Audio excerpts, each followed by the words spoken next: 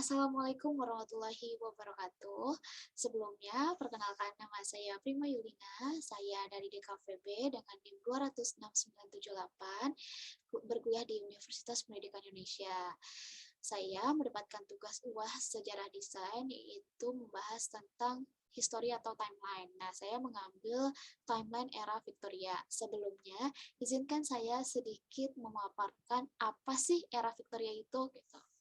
Era Victoria adalah dalam sejarah Britania Raya adalah periode pemerintahan Ratu Victoria dari 20 Juni sampai beliau meninggal, yaitu pada tanggal 1901. Jadi beliau itu memerintah pada tahun 1837 sampai 1901 pada tanggal 22 Januari.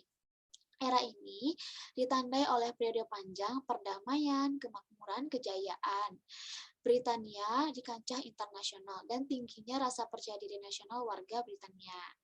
Beberapa pakar berpendapat bahwa kejayaan politik Britania pada era Victoria dimulai setelah disahkannya, yaitu pada Undang-Undang Reformasi mereka pada tahun 1832. Era ini sebelumnya itu didahului oleh era George dan dilanjutkan oleh era Edward. Ratu Victoria ini merupakan salah satu pemimpin kerajaan Britania Raya dengan masa kekuasaan terlama, yaitu 64 tahun, rekor yang dimana sekarang itu dikalahkan oleh Ratu Elizabeth II, yaitu 64 tahun. Ya, nih gambar sebelah kiri ini adalah foto Alexandrina Victoria atau Ratu Victoria. Beliau meninggal pada tahun 1901, yaitu masa akhir jabatannya. Oke, kita lanjut ya. Baik, kita lanjut slide kedua. Nah, pengertiannya lebih spesifik lagi. Pada masa kekuasaan Ratu Victoria, kekuatan moral, kepercayaan religius, aturan kepatuhan sosial, dan optimisme menjadi nilai yang dianut oleh masyarakat Inggris. Nilai-nilai tersebut ditercermin dalam slogan God is in heaven, alright with the world, yang artinya Tuhan itu ada di surga, pemilik hak kebenaran di dunia. Nah, gaya Victoria dalam dunia desain ini sebetulnya tidak dapat dikatakan sebagai suatu gaya yang muncul dari suatu konsepsi atau inovasi yang baru ya, karena gaya ini terjadi begitu saja sebagai akibat pesatnya perkembangan dalam komunikasi grafis dan media cetak.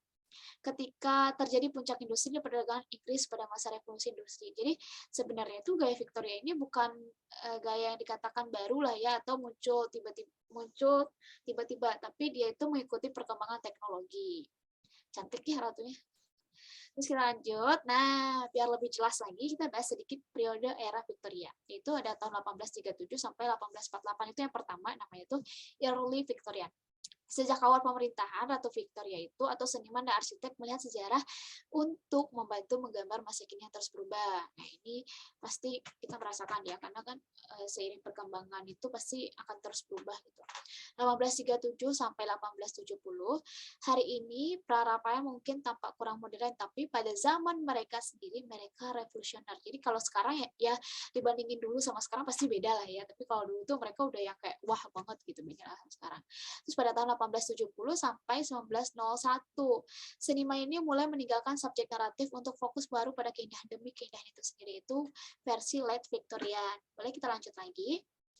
Nah, ini karya seni dan desain era Victoria. Kalau bisa kita lihat di sebelah kanan ini adalah foto keluarga Winterhalter pada tahun 1846. Ini foto ini, gambar ini cukup terkenal waktu itu. Sampai sekarang juga kalau kita cari Victorian pasti yang muncul tuh ini dulu nih. Karya era Victoria ini secara prinsip berbeda dengan era Gotik, walaupun dia masih dipengaruhi atau beriringan ya. Pada era Victoria secara visual masih menunjukkan pengaruh dari era Gotik. Karya-karya pada era Victoria ini mencerminkan nilai keimanan, religius, dan patriotisme seperti slide sebelumnya yang kita bahas ya, karena mereka tuh lebih menekankan nilai-nilai ini gitu. Objek-objek yang muncul pada karya era Victoria adalah anak-anak, perempuan muda, draperi, perabotan, dan bunga. Just information, draperi itu adalah misal kayak baju kembang-kembang yang berlipat-lipat gitu loh, jadi kayak lebih ke fashion gitu. Berapa seniman yang berjaya pada era Victoria itu bisa kita di paling bawah itu ada Edward Burne Jones pada tahun 1833 sampai 1898, Lawrence Alma Tadema, James Everett Millais, Frederick Layton, dan masih banyak lainnya, tapi ini adalah 4 yang paling terkenal waktu itu. Oke, kita boleh lanjut lagi ke slide selanjutnya. Nah, ini beberapa karya seni dan desain era Victoria. Kayak zaman dulu sebelum teknologi seperti sekarang aja karya-karya mereka itu udah seperti ini gitu. Apalagi kalau mereka hidup pada masa sekarang pasti lebih keren lagi ya.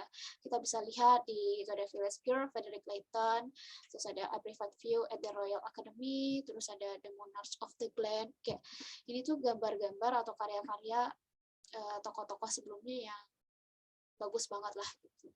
Kita lanjut lagi. Nah, ini tugas sebenarnya yaitu membahas tentang timeline Victoria. Kita mulai ya. Yang pertama itu yang paling pojok atas, Ratu Victoria ini diangkat menjadi ratu di usia 18 tahun. Nah, itu fun fact ya, karena di usia 18 tahun Ratu Victoria aja udah menjadi ratu. Gimana kita? Canda. Terus selanjutnya itu adalah 1837. Ini tuh telegraf pertama kali diciptakan oleh William Cook Charles Watson. Terus di 1838 ada foto pertama kali Louis. Nah, ini foto pertama kali oleh Louis Daguerre di Prancis. Terus lanjut kan karena udah ada foto, lanjut di 1839 itu ada alat fotografi itu yang pertama kali dikomersilkan. Terus kita lanjut lagi di 1840 itu ada penny post, itu perangkat pertama dari Victoria. Terus ini terkenal banget waktu itu karena ini perangko pertama lah ya, jadi kayak wah orang excited banget gitu. Terus 1840 Ratu Victoria itu menikah dengan Pangeran Albert. Terus 1843 kartu Christmas pertama kali oleh Charles Dickens. Nih Charles ini mau ngirim buat temennya awalnya, tapi karena bagus akhirnya bisa diperjualbelikan atau dikomersilkan. Terus 1845 juga kita bahas sedikit, itu fashion jenis corset yang menyiksa populer lainnya. Ini itu adalah fashion yang cukup menyiksa karena pada tahun ini banyak wanita yang meninggal karena ingin menggunakan fashion yang seperti ini, jadi kayak melakukan diet ketat, atau banyak juga terjadinya waktu itu seperti bahas juga pada presentasi sebelumnya itu pada masa ini banyak perempuan-perempuan yang meninggal atau perempuan yang melakukan kecurangan, yaitu dengan cara melakukan pencurian tentang gaun itu dan banyak lainnya lah. Pokoknya ini adalah mengundang nilai kriminal waktu itu. Terus pada 1850 Isaac Singer itu menciptakan mesin jahit pertama. Terus 1850 juga ada kotak pos pertama yang sebelumnya itu nggak gini gitu.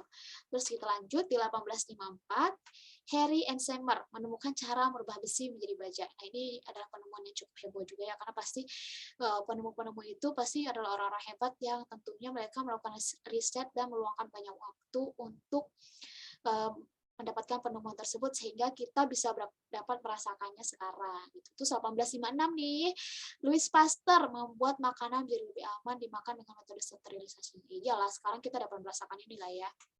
Terus kita sedikit ke 1854 lagi adanya wabah kolera yang banyak. Nah, ini itu adalah wabah besar waktu itu. Banyak yang meninggal, terus dampak krisis air juga terjadi waktu itu. Terus di 1856 Inggris memenangkan perang Crimea yang melawan Rusia. Terus 1861 sayangnya Pangeran Albert meninggal karena sakit tipes. Kita di paling pojok sebelah kanan ya sekarang ya. Terus di 1861 itu ada toko Sainsbury pertama kali dibuka di Drury Lane, London. Terus di 1870 tersedia sekolah untuk anak usia 5 sampai 10 tahun, yang sebelum itu belum ada sekolah. Jadi beruntung pada 1870 itu sudah ada sekolah sehingga anak-anak bisa bersekolah. 1871 Ratu Victoria membuka Albert Hall.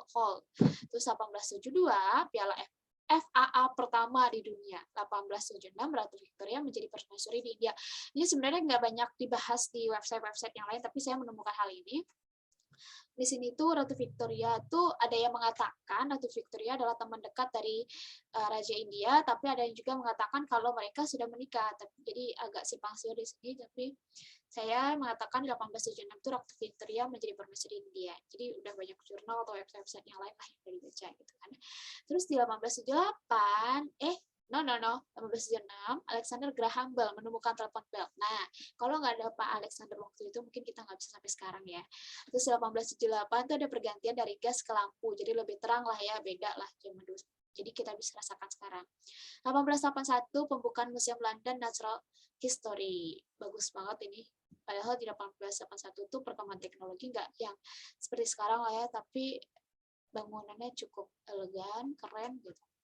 Terus 1883 kereta listrik pertama di dunia ditemukan. ditemukan. Terus 1887 penemuan gramafon oleh Thomas Alva Edison. Ini pasti sering kita dengar Thomas Alva Edison, Alexander Graham Bell gitu kan. Pada waktu SD sampai sekarang juga masih dengar. Pasti udah pada lupa juga ini. Terus 1887 itu Inggris mendirikan koloni Nigeria di Afrika.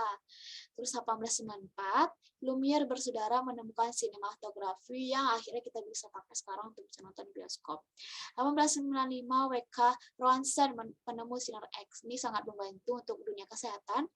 Dan sayangnya di 1901 Victoria mengalami masa kesedihan karena Ratu Victoria itu meninggal pada tahun 1901 pada usia 64 tahun. Nah, segitu perkembangan atau history timeline yang saya buat. Kita bisa bahas sedikit. Saya mau kebetulan di tugasnya itu apa sih ciri khasnya gitu kan. Kalau saya lihat di Victoria ini ciri khasnya itu adalah menggunakan border-border tipis pada pinggiran-pinggiran desainnya. Seperti yang saya gunakan itu adalah di sebelah kiri bawah dan sebelah kanan bawah itu menggunakan border tipis. Terus pada atas judul Victorianya juga saya menggunakan border tipis. Terus tidak adanya space kosong gitu. Tidak ada space kosong pada era timeline saya buat ini karena ternyata pada desain Victoria itu juga seperti itu, tidak ada space kosong antar kalimat atau antar gambar selanjutnya gitu. Itu adalah ciri khususnya ya, bisa kita lihat. Terus menggunakan warna yang seperti ini, terus gambar yang dekoratif tapi menarik gitu. Terus juga untuk fantasinya mereka menggunakan hal seperti ini yang penuh. Terus bisa kita lanjut lagi ya. Nih saya juga membuat dua desain sebenarnya satu desain aja. Yang ini bedanya saya lebih kasih total hijau, jadi kayak kelihatan lebih ramai lagi sesuai ciri khas utamanya itu tidak memberikan space atau ruang kosong pada desain. Oke, kita lanjut ya. Kita lanjut kesimpulannya. Sebenarnya ini adalah presentasi saya waktu itu dengan kelompok saya yang akhirnya saya kembali pakai dan akhirnya saya kembali gunakan untuk sebagai bahan referensi saya membuat timeline ini. Kesimpulannya itu, era Victoria ini merupakan era yang penuh dengan inovasi yang masih mengandung unsur-unsur dari gotik. Ini kita sepakat karena memang seperti itu ya. Terus tetapi cukup berbeda untuk bisa berdiri sebagai suatu era yang berbeda dari gotik. Pengembangan inovasi itu bertolak pada bidang seni lukis, gaya, dan pakaian, arsitektur, desain interior, dan desain untuk benda-benda lainnya. Ini dapat kita lihat sendiri seperti ini ya, karena kan di gambar-gambar juga dapat kita lihat gitu fashion dan arsitektur itu yang udah kayak keren banget, padahal belum ada perkembangan teknologi yang cukup di situ. Terus gaya Victoria dalam dunia desain sebetulnya tidak dapat dikatakan sebagai suatu gaya yang muncul.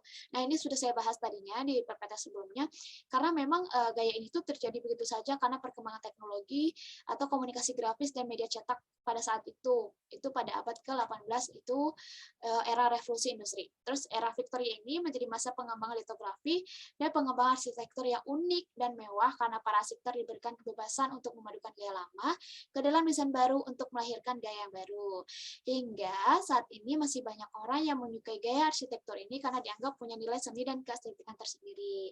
Atau bisa kita sebut itu dengan value and aesthetic ya. Ini merupakan daftar pustaka dari tugas saya ini.